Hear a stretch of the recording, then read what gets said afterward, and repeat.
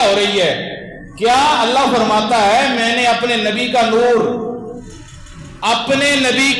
بات سنیں، اپنے نبی کا نور میں نے تمام نبیوں کی پشت میں اس لیے رکھا کہ اس نبی کے نور کے توسل سے اللہ تبارک و تعالی لوگوں کی دعائیں قبول کرتا رہے.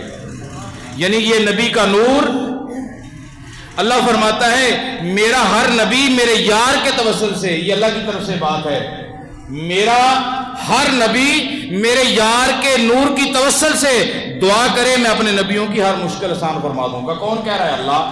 آئیے اگر کوئی کہہ دے یہ بات ریکارڈ ہو رہی ہے، جب سوشل میڈیا پہ جائے گی کوئی کہے گا یہ بات کہاں سے آ گئی، یہ ہو نہیں سکتا، آ جائے اب دلیل لے لیں. یہ دلیل حضرت علامہ امام عبد الرحمن ابن جوزی، وہ امام عبد الرحمن ابن جوزی کون ہے جس نے اپنی پوری زندگی میں 2 لاکھ سے زائد غیر مسلموں کو کلمہ پڑھایا. علامہ امام عبد الرحمن ابن جوزی وہ ہیں جن کا دعویٰ تھا کہ میرے نبی کے زمانے سے لے کر آج تک جو بھی حدیث بیان کرے میں بتا دوں گا یہ حدیث ہے کہ نہیں ہے. یہ چھوٹی موٹی ہستی نہیں ہے. ابن جوزی، محدث ابن جوزی بہت بڑی شخصیت ہیں. آپ فرماتے ہیں کہ میرے سامنے نبی کی حدیث پڑھی جائے، کوئی بندہ کوئی حدیث پڑھ لے میرے سامنے، میں اپنے کانوں سے سنوں. یہ نہیں کہا کہ میں کتابوں سے دیکھ کے بتاؤں گا، نہیں، کہا میرے سامنے کوئی حدیث پڑھے اور میں حدیث سنوں اور سن کے میں بتا دوں گا یہ حدیث صحیح ہے یا غلط ہے. اتنی بڑی شخصیت.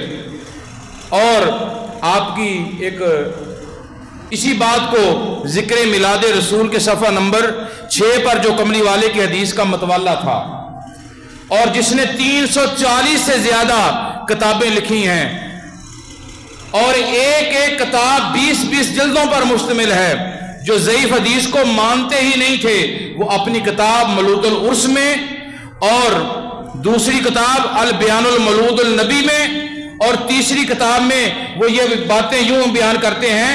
آپ فرماتے ہیں قرآن مجید کا حوالہ دے کر فرماتے ہیں کہ اللہ تعالیٰ نے ہر اپنے نبی اپنے رب کے حضور اس نور محمدی کے توسل سے پناہ مانگتے رہے.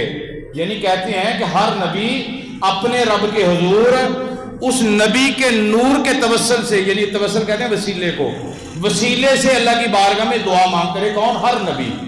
ہر نبی دعا کرتے رہے. کس کا نام لے کر؟ محمد مصطفیٰ کا، نور مصطفیٰ کا. اور پھر آگے کیا فرماتے ہیں کہ سیدنا آدم علیہ السلام کی توبہ انہی کے وسیلے سے قبول ہوئی. پھر آگے کیا فرمان کرتے ہیں کہ حضرت ادریس علیہ السلام کو کملی والے کے وسیلے سے بلند مقام ملا. اور پھر آگے کیا بیان کرتے ہیں، یہ سورہ مریم کے اندر سے انہوں نے لکھا کہ اللہ تعالیٰ فرماتا ہے ہم نے ادریس علیہ السلام کو بلند مقام پر اٹھا لیا. کس کے توسل سے؟ نور محمد کے توسل سے. اور علامہ ابن جوزی فرماتے ہیں کہ یہ بلندی سرکار کے وسیلے سے ملی ہے. اور پھر آگے فرماتے ہیں کہ اور نوح علیہ السلام نے کشتی میں جب پہنچے انہیں کا وسیلہ پکڑا. کشتی میں جب گئے تو یہ وسیلہ بھی نور محمدی کا پکڑا. اور پھر یونس علیہ السلام مچھلی کے پیٹ میں اپنی دعا اسی وسیلے سے، نور محمدی کے وسیلے سے آپ نے پوری کی. یعنی کہ اللہ کی بارگاہ میں جب دعا مانگی تو یہ دعا بھی نور محمد کے وسیلے سے قبول ہوئی. اور پھر حضرت ابراہیم علیہ السلام پر نار نمرود حضور کے طفیل ٹھنڈی ہو گئی. اور پھر اس کے بعد اگر حضور علیہ السلام نہ ہوتے وہ آگ اور زیادہ بڑھتی. اور آخری علامہ ابن جوزی فرماتے ہیں کہ ایسی ہدایت کرنے والے نبی کے امتی تمہیں مبارک ہو، نبی کے امتی تمہیں مبارک ہو کہ اللہ تعالیٰ نے تجھے ایسا عظمت والا، شان والا، مقام والا، ید اللہ کے گورے ہاتھوں والا، رفت والا، بلندیوں والا رسول عطا کیا جس کے ہاتھوں کو اللہ کہتا ہے ید اللہ. سبحان اللہ کہیے. اللہ فرماتا ہے نبی کے ہاتھوں کو کہتا ہے ید اللہ، اور نبی کے چہرے کو کہتا ہے وجہ اللہ. اور نبی وہ ہے جو یاسین کے تاج والا ہے. اللہ تعالیٰ نے ہم پر یہ کرم کیا ہے، وہ نبی ہمیں عطا کیا ہے. کتنی ہماری خوش قسمتی ہے. اسی بات کو ہم آگے لے کر امام اعظم ابو حنیفہ اپنے عقیدہ جس نے ہمیں یہ عقیدہ دیا اور جنہوں نے ہمیں آقا علیہ السلام کا سچا غلام بنایا، ہمارے جانوں کے مالک، ہمارے ایمان کے مالک امام اعظم ابو حنیفہ، آپ کیا فرماتے ہیں کہ پوری دنیا کے ہمارا عقیدہ ہے پوری دنیا کے جتنے بھی حنفی ہیں یہ سب کے پیشوا ہیں. آپ جتنے مسجد میں بیٹھے ہیں نا، جتنے سنی ہیں، ہم کہتے ہیں ہم سنی ہیں، یہ ہمارے امام ہے. ہمارے امام کا نام کیا ہے؟ امام اعظم ابو حنیفہ. کیا نام ہے؟ امام اعظم ان کا نام ہے، حنیفہ ان کی بیٹی کا نام ہے. یہ بھی بڑی پڑھی لکھی تھی، کسی وجہ سے کوئی مقام ایسا آیا کہ باپ کا نام جو ہے وہ بیٹی کے نام سے مشہور ہو گیا. انشاءاللہ کبھی زندگی ملی، کوئی بھی موضوع آیا تو انشاءاللہ یہ بھی واقعہ بیان کیا جائے گا ابو حنیفہ کیوں کہتے ہیں. اور ان کا نام اپنا ذاتی نام ہے امام اعظم، ان کی بیٹی کا نام ہے ابو حنیفہ، اسی لیے ہم کہتے ہیں امام اعظم ابو حنیفہ، حنیفہ کے ابو، ان کا نام ہے امام اعظم. اور یہ ہم پوری دنیا کے حنفیوں کے امام ہیں. سیدنا امام اعظم کون؟ امام اعظم جنہوں نے نبی کریم صلی اللہ تعالی علیہ وآلہ وسلم کے 7 صحابہ اکرام کی اپنی جاگتی آنکھوں کے ساتھ زیارت کی ہے. اور جو تابعی ہیں جنہوں نے امام جعفر صادق سے حدیث پاک کی سند حاصل کی ہے، جن کا پوری دنیا پر احسان ہے، جن کا سینہ مدینہ تھا، جن کو خواب میں 100 مرتبہ سے بھی زیادہ پیارے کریم آقا صلی اللہ تعالی علیہ وآلہ وسلم کی زیارت ہوئی تھی، وہ امام اعظم. آپ فرماتے ہیں جس کا ترجمہ ہے کہ یا رسول اللہ اگر آپ کی ذات نہ ہوتی. دیکھیے امام اعظم کا عقیدہ. آج کل کے لوگ ہیں وہ کہہ دیتے ہیں لو جی نبی کو نہ کہو، اللہ سے ڈائریکٹ مانگو، اللہ کو کہو، نبی کو چھوڑ دو، نبی بھی ہمارے جیسے، نعوذ باللہ. اب امام اعظم کا عقیدہ دیکھیں. امام اعظم کیا کہتے ہیں کہ یا رسول اللہ اگر آپ کی ذات نہ ہوتی تو ہرگز کوئی آدمی پیدا نہ ہوتا. کیا کہا کہ یا رسول اللہ اگر اللہ تعالیٰ نے آپ کو پیدا کرنا نہ ہوتا تو یہ دنیا نہ بنتی. اگر آپ کی ذات نہ ہوتی تو کوئی آدمی نہ ہوتا. اللہ تعالیٰ نے فرشتے بھی بنا لیے، جنات بھی بنا لیے، سب کو بنا لیا. اور پھر اللہ نے کہا کہ میں ان سے مختلف ایک پیدا کروں گا. سب سے مختلف پھر اللہ تعالیٰ نے شکل محمدی پہ آدم علیہ السلام کو بنایا. آدمی ہم انسان ہے نا تو کیا کہتے ہیں یہ آدمی ہے. آدمی کا مطلب کیا ہے؟ آدم کی اولاد. آدمی آدم کی اولاد. اور آدم کی جو شکل ہے اور یہ چہرہ جو ہے، کوئی مسلمان ہے، کوئی یہودی ہے، کوئی عیسائی ہے، سکھ ہے، ہندو ہے، کوئی بھی کسی قسم کا بھی ہے انسان ہو، آدم کی اولاد میں سے ہو، اسے ہم کیا کہتے ہیں؟ آدمی. جب چہرے کی بات آتی ہے تو پھر ہم کہتے ہیں یہ چہرہ محمدی ہے. کیا چہرہ ہے؟ اور یہاں سے آپ کو ایک میں سبق دینا چاہتا ہوں، وہ یہ ہے کہ اکثر نا ہمارے پنجابی کا ایک محاورہ ہے، ایک کہاوت چل رہی ہے، بڑی غلط سی بات ہے. لوگ چہرے دیکھ کے کہتے ہیں استغفر اللہ استغفر اللہ، میں توبہ پہلے کرتا ہوں بعد میں بات کرتا ہوں. لوگ اس کا چہرہ دیکھ کے لعنت ڈالتے ہیں، تیرے چہرے پر یہ ہو جائے. سنا ہے نا آپ نے کئی لوگوں سے. تو علماء اکرام کا فرمان یہ ہے، علماء اکرام فرماتے ہیں کہ کسی کے چہرے پر لعنت نہیں ڈالنی چاہیے، بلکہ کچھ صوفیان اکرام ایسے بزرگ بھی ہیں وہ چہرے پہ تھپڑ مارنے کو بھی برا سمجھتے ہیں کہ یہ چہرہ محمدی ہے، اس پر تھپڑ بھی نہ مارو. لیکن ہمارے معاشرے کا دور ہے، پتہ نہیں ہم کس جانب چلے گئے ہیں، کیونکہ ہمیں کسی نے بتایا ہی نہیں ہے. میں امید کروں گا جتنے آپ مسجد میں بیٹھے ہیں، جہاں تک میری آواز سن رہی ہے، امید ہے کہ آپ اس پر عمل کرو گے، کسی کے چہرے پر لعنت نہیں ڈالو گے. ڈالو گے تو نہیں؟ بولو یار. یہ آگے بھی آپ نے لوگوں کو بتانا ہے، یہ نبی پاک کا دین ہے. مسجد میں یہ تقریر جو ہوتی ہے نا، یہ عربی خطبہ ہوا کرتا تھا سرکار کے دور میں. یہ تقریریں جو کرنے کا مقصد ہے، یہ ایک وقت نکالیں، وہاں پر بیٹھ کر تبلیغ کی جائے. یہ باقاعدہ نہیں ہوتا تھا. یہ کچھ جمعے تھے کہ جو سرکار صحابہ کرام میں بیٹھ کر یہ جمعے کی پہلے وعظ و نصیحت کرتے، درس دیتے، اس کے بعد پھر عربی خطبہ ہوتا، پھر اس کے بعد جماعت ہوتی. یہ باقاعدہ نہیں ہوتا تھا. یہ تقریر کرنے کا جو مقصد ہوتا ہے، اصل جمعہ تو خطبہ ہوتا ہے نا جو عربی کا نماز سے پہلے پڑھا جاتا ہے. یہ تقریریں کرنے کا مقصد یہ ہوتا ہے کہ ہمیں دین کی سمجھ آ جائے، ہمیں پتہ لگے ہم نے آگے زندگی کیسے گزارنی ہے. آج میں نے آپ کو ایک چھوٹی سی حدیث سرکار کی آپ تک پہنچائی چہرے کے متعلق. امید کروں گا کہ آپ خود بھی عمل کرو گے اور آگے بھی بچاؤ گے. اگر آپ کی زندگی کے اندر کبھی ایسا معاملہ آ جائے کوئی بندہ کہے تو آپ نے اس کی اصلاح کرنی ہے. کہو گے انشاءاللہ. تو بات یہ کر رہا تھا امام اعظم ابو حنیفہ کیا کہتے ہیں کہ یا رسول اللہ صلی اللہ تعالی علیہ وآلہ وسلم اگر آپ کی ذات نہ ہوتی ہرگز کوئی آدمی پیدا نہ ہوتا اور نہ ہی کوئی مخلوق پیدا کی جاتی. پھر آگے کیا کہتے ہیں؟ آگے ان کی محبت دیکھیے. امام اعظم ابو حنیفہ فرماتے ہیں اور حضور یا رسول اللہ اور آپ وہ نور اعظم ہیں. صرف نور نہیں کہا، عظیم نہیں کہا، بلکہ کہا آپ نور اعظم ہیں. آپ وہ نور اعظم ہیں کہ چاند آپ ہی کے نور سے روشن ہے. حضور آپ ایسے نور اعظم ہیں، چاند آپ ہی کے نور سے روشن ہے، سورج آپ ہی کی چمک سے چمک رہا ہے۔ اور پھر آگے دیکھیے کتنی پیاری بات فرماتے ہیں، فرماتے ہیں کہ چاند سورج اگر جگمگا رہا ہے تو حضور آپ کے نور کے توسل سے، اسی کا ترجمہ امام اہل سنت امام احمد رضا خان فاضل بریلوی علیہ رحمہ آپ فرماتے ہیں، نور کی خیرات لینے دوڑتے ہیں مہرو ماں، اٹھتی ہے کس شان سے گردے سواری واہ واہ۔ نبی پاک صلی اللہ تعالی وسلم کے یہ دیوانے امام اہل سنت امام احمد رضا خان فاضل بریلوی علیہ رحمہ آگے پھر ایک اور شعر یوں بیان کرتے ہیں کہ یہ شمس و قمر یہ شام و سحر، امام اہل سنت فرماتے ہیں کہ یہ شمس و قمر، یہ شام و سحر، یہ برگ و شجر، یہ باغ و ثمر، یہ تیغ و سپر، یہ تاج و کمر، یہ حکم و رما، سرکار حضور یہ سب تمہارے لیے۔ حضور یہ سب کچھ جو بھی بنا، صبح ہے، شام ہے، دن ہے، رات ہے، شجر ہے، باغ ہے، ثمر ہے، حضور کچھ بھی ہے، یہ حضور سب کا سب جو ہے حضور اللہ نے آپ کے لیے بنایا ہے۔ یہ بات شعر جو ہے یہ کس بات کی ترجمانی کی؟ امام اعظم ابو حنیفہ کی بات کی۔ آپ نے کہا نا کہ حضور اگر آپ نہ ہوتے تو کچھ بھی نہ ہوتا، جن نہ ہوتے، فرشتے نہ ہوتے تو کچھ بھی نہ ہوتا۔ اور پھر آگے دیکھیے امام اعظم آگے اپنے نبی کریم صلی اللہ علیہ وسلم کی بارگاہ میں یوں بیان کرتے ہیں، آقا آپ وہ ہیں، اے میرے نبی صلی اللہ علیہ وسلم آپ وہ ہیں کہ حضرت آدم نے جب آپ کا وسیلہ پکڑا تو اپنی مراد کو پہنچے۔ حضور آپ تو وہ ہیں کہ جنہوں نے آدم کی توبہ بھی قبول کروائی۔ جب آپ نے آدم علیہ السلام نے آپ کا وسیلہ پکڑا تو اللہ تعالیٰ نے آپ کی توبہ کو قبول فرما دیا۔ حالانکہ وہ امام اعظم کیا فرماتے ہیں، حالانکہ حضور آپ کے وہ باپ ہیں آدم علیہ السلام، تمام نبی جتنے بھی ہیں آدم علیہ السلام سے ہی ہیں نا۔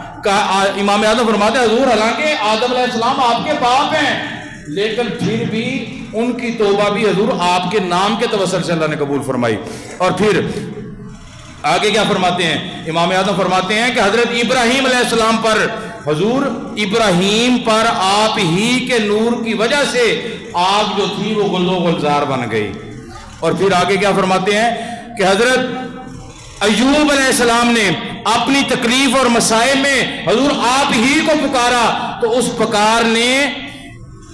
پکار جو ایوب علیہ السلام کی تھی، اس پکارنے کی وجہ سے ان کی تکلیف جو تھی وہ دور ہو گئی۔ آپ جانتے ہیں ایوب علیہ السلام کا جو معاملہ تھا۔ خیر اس بات سے ہمیں یہ پتہ چلا، امام اعظم کی جو بات ہے اس بات سے ہمیں یہ پتہ چلتا ہے آدم علیہ السلام کی توبہ قبول ہوئی تو کس کے صدقے؟ نبی پاک کے صدقے۔ بلند آواز سے کہیں کس کے صدقے؟ نبی پاک کے صدقے۔ آدم علیہ السلام کی توبہ قبول ہوئی تو میرے نبی کے صدقے۔ حضرت ادریس علیہ السلام کو مقام ملا میرے حبیب کے صدقے۔ حضرت نوح علیہ السلام کی کشتی جو تھی وہ پار لگی میرے نبی کے صدقے۔ اور اسی طرح ابراہیم علیہ السلام پر نار نمرود گلزار بن گئی، ٹھنڈی ہو گئی میرے نبی کے صدقے۔ حضرت یونس علیہ السلام مچھلی کے پیٹ سے باہر آئے تو میرے نبی کے صدقے۔ پھر میں کیوں نہ کہوں کہ یہ اے محبوب کل سونا ختم رسل جتوں لنگدا گیا رنگ لاؤندا گیا۔ اے محبوب سونا ختم رسل جتوں لنگدا گیا رنگ لاؤندا گیا۔ اے سائیں عبداللہ دا چن دیکھیا کیویں توحید نو ورتاوندا گیا۔ یعنی کہ جس نبی کے پاس بھی یہ نور پہنچا۔ اب اس شعر کی تھوڑی سی میں وضاحت کرنا چاہتا ہوں کہ میرے نبی کا نور ایسا نور تھا کہ جس نبی کے پاس بھی گیا، جس نبی کے پاس میرے نبی کا نور گیا، ہر نبی نے اس وقت کے دور کا جو بھی نمرود تھا، اس دور کا جو بھی کافر تھا جو نبی کی مخالفت کرتا تھا، نبی کے نور کے صدقے ہر نبی نے اس دور کے نمرود کی مخالفت کی۔ یعنی کہ یہ نور جہاں سے بھی گزرتا گیا ہر نبی کو رنگ لگاتا گیا، جتھوں دی لنگدا گیا رنگ، بلند آواز جتھوں دی لنگدا گیا رنگ لاندا گیا۔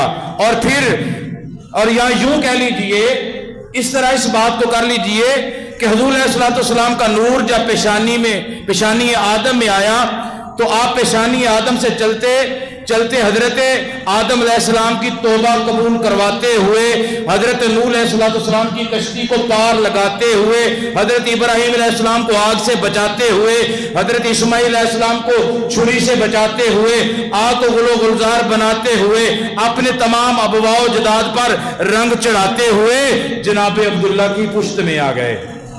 حضرت عبداللہ کون ہے؟ نبی پاک کے والد محترم، یعنی کہ یہ نور آدم علیہ السلام کی پیشانی میں آیا، وہاں سے یہ صدی کی مشکل کشائی کرتا ہوا۔ یہ میرا عقیدہ ہے اہل سنت کا، آپ کا بھی ہونا چاہیے۔ یہ نور محمد صلی اللہ علیہ وآلہ وسلم، یہ نور محمد آدم علیہ السلام کی پیشانی میں آیا، تمام نبیوں کی مشکل کشائی کرتا ہوا۔ یعنی مشکل کشائی کا مطلب کسی پر مشکل آ جانا، نبی کا وسیلہ دے کر دعا کرنا، پھر ان کی دعا کا قبول ہو جانا۔ یہ نور محمد جو ہے یہ آدم علیہ السلام کی پیشانی میں آیا، آدم علیہ السلام سے تمام نبیوں کی مشکل کشائی کرتا کرتا حضرت ابراہیم علیہ السلام سے چلتا چلتا عبد المطلب تک آیا، عبد المطلب سے یہ نور چلتا چلتا حضرت عبداللہ تک آیا۔ اب حضرت عبداللہ کون ہے؟ آگے سنیے۔ حضرت عبداللہ وہ ہیں کہ جب آپ کی پیشانی میں یہ نور آ گیا، یقین کریں یہ نور جس نبی کے پاس آیا کوئی ایسے ہی نہیں رہا۔ یہ مثال سمجھ لیں، آپ جتنے لوگ مسجد میں بیٹھے ہیں، آپ کی جیب میں خزانہ ہو تو آپ کو ڈر رہے گا کہ چور مجھے لوٹ لے گا، ڈر رہے گا کہ نہیں رہے گا؟ بولو یار، ڈر رہے گا نا کہ چور مجھے لوٹ لے گا۔ یقین کریں جس کے پاس خزانہ ہوتا ہے اسے ڈر بھی ہوتا ہے، اس پر مشکل وقت بھی آتا ہے، چور بھی اسے پکڑتا ہے۔ تو جب یہ نور جس نبی کے پاس گیا، یقین کریں تاریخ پڑھ کے دیکھ لیں، میرے پاس وہ پرانی کتاب قصص الانبیاء جو ہے نا پرانے دور والی، تقریباً آج سے 400-500 سال جیسے بھی پہلے کی لکھی ہوئی میرے پاس موجود ہے۔ آج کی کتابوں میں تو بڑی رد و بدل ہو گئی ہے نا۔